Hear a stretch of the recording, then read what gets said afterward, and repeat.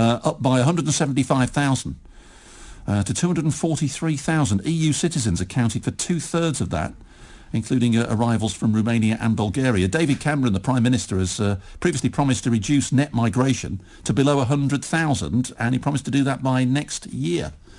Matt Pollard from Migration Watch is joining me. Matthew, good evening. Matthew, how are you? I'm very well, thank you. How are you? I'm all right, thank you. Ministers have told us that immigration will be kept at sustainable levels. Is the level we're at the moment sustainable or not? No, absolutely not. I mean, net migration is running at now roughly 250,000 a year, and that's simply unsustainable. And if it carries on at this rate, we're looking at a population increase of about 12 million in the next 20 years, and that's 12 times the city of Birmingham. Simply, where are those people going to live? So net migration at the current rate is just not sustainable, and it does need to be brought down. Where are the biggest pressures? Well, the biggest pressure now is we've seen a rise in EU migration, as you mentioned, and it's for good reasons. People are coming here to work. The UK economy is growing.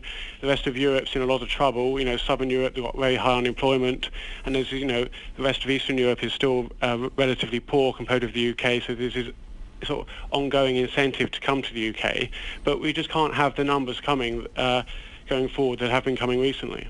The government is saying that they're doing a lot to try to reduce the numbers. EU migrants can claim 3 months of benefits, and they've got to wait 3 months for that. Used to be 6 months. But the NHS, what are the rules and regulations in terms of the NHS and migrants getting treated? Can they get treated straight away? Will they have to pay anything? Oh, well, on the NHS, yeah. Yes, they can, if you're from the EU, yes, you have the same rights as a Brit. There are some rules where you can, in theory, reclaim the costs from the host country, but I mean, what happens in the NHS usually in Britain is that they don't really identify sort of who the patient is and where they're from, that sort of thing. So the NHS is one aspect of migration. I mean, the biggest pressures we think at the current rate is just the infrastructure. I mean, in Birmingham and across the West Midlands, there's already primary school place shortages. There's a housing crisis across most of the country, and just the population growth that we're seeing from net migration is just making all this so much worse. Are the government doing enough? They have, to be fair to them, I mean, a lot of politics is just about rhetoric and presentation, and when the government set that target of tens of thousands, they went beyond that, and they had a concrete measure. They're not going to make it by the election, as they said they would, but that doesn't mean that whoever's in power next shouldn't keep a target of some sort going, and it's something to work towards. They have reformed non-EU migration, which is still down from what it was 5 or 6 years ago. They've been blown off course by this rising EU migration, and that's what they have to look at next. I mean, we would advocate some limits on low-skilled EU migration.